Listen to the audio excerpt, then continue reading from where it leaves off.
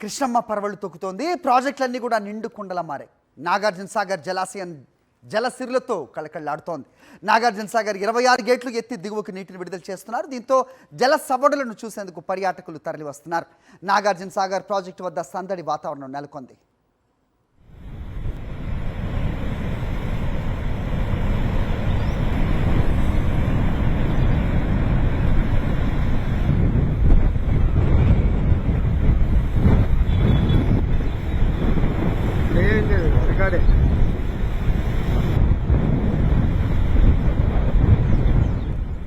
Right, Sagar project వద్ద నుంచి మా కరెస్పాండెంట్ అశోక్ అడిగి మరిన్ని వివరాలు తెలుసుకుందాం. సాగర్, సో కన్నుల పండుగనే చెప్పాలి. సో ఎన్నాళ్ళైంది మొత్తం అన్ని గేట్లు ఎత్తి నాగార్జున సాగర్ వద్ద సో పర్యాటకులతో సందడిగా మారిందనేది కూడా వార్తలు వస్తున్నాయి. ఏంటి మీ దగ్గర ఇన్పుట్స్?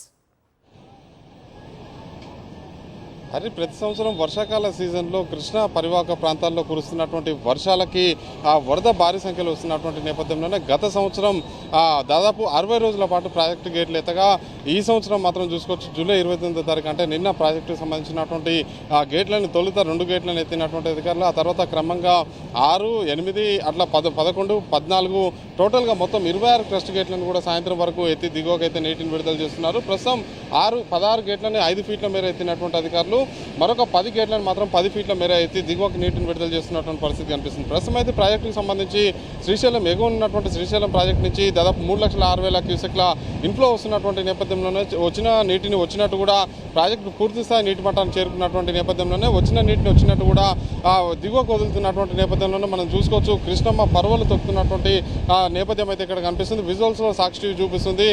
దిగువకి మొత్తం అంటే క్రస్ట్ గేట్ల ద్వారా విడుదలైనటువంటి నీరు పూర్తిగా దిగువకు వెళ్తుంది. అడవిదేవులపల్లి సమీపంలో ఉన్నటువంటి టెయిల్ ప్యాంట్కి చేరుతుంది.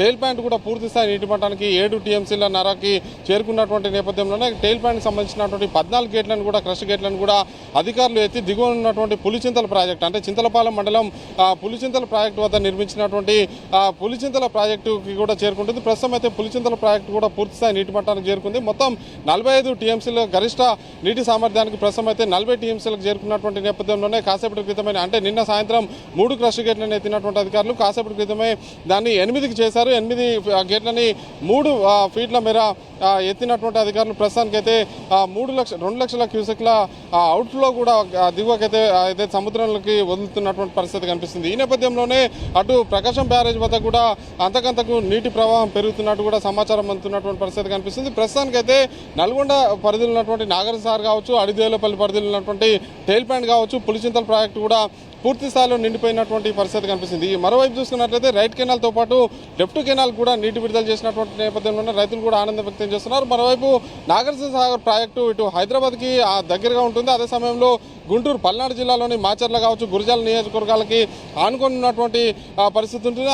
అటువైపు మిర్యాలగూడ కావచ్చు, నల్గొండ, నాగార్జున సాగర్, నల్గొండ చుట్టుపక్కల ప్రాంతాల నుంచి కూడా భారీ సంఖ్యలో పర్యాటకులు కూడా ఇక్కడికి వచ్చి ఆ కృష్ణమ్మ అందాలని తిలకిస్తున్నటువంటి పరిస్థితి ఉంది. ఒకసారి మనం విజువల్స్లో చూసుకోవచ్చు. హైదరాబాద్తో పాటు నల్గొండలోని పలు ప్రాంతాల నుంచి కూడా పర్యాటకులు ఇక్కడికి వచ్చి కృష్ణమ్మ అందాలని సెల్ ఫోన్లో ఏదైతే బంధించి ఫోటోలు కూడా తీస్తున్నటువంటి నేపథ్యం అవుతుంది. ఈ విధమైనటువంటి ఇన్ఫ్లో మరొక 2 రోజులు కూడా కొనసాగుతున్నటువంటి నేపథ్యంలోనే ప్రాజెక్టుకు సంబంధించి 26 క్రస్ట్ గేట్లను కూడా ఎత్తే ఉంచుతామని చెప్పేసి కూడా అధికారులు అయితే చెప్తున్నటువంటి నేపథ్యంలోనే పర్యాటకుల సంఖ్య కూడా పెరిగే అవకాశం ఉంది.